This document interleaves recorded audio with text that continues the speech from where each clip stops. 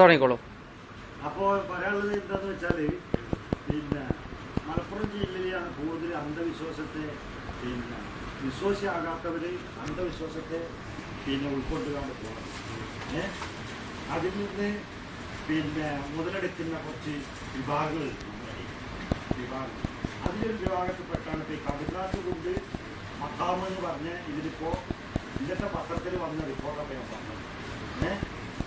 പിന്നെ അവിടുത്തെ അയൽവാസികളും അവരും ഇവരും ഇതിനു വേണ്ടിയിട്ട് പല അന്ധവിശ്വാസികൾ ചെന്നിട്ട് അതിന് വേണ്ടിയിട്ട് പൈസയും കാര്യങ്ങളൊക്കെ കൊടുത്തിട്ട് ഇത് വിശ്വാസികളായ ആൾക്കാർ ചോദ്യം ചെയ്യാൻ ചെന്നതിന് ശേഷം അത് പോലീസുമായി ബന്ധപ്പെട്ട് പോലീസ് വന്ന് ആ ഖബറ് പിന്നെ കുഴിച്ചു നോക്കി.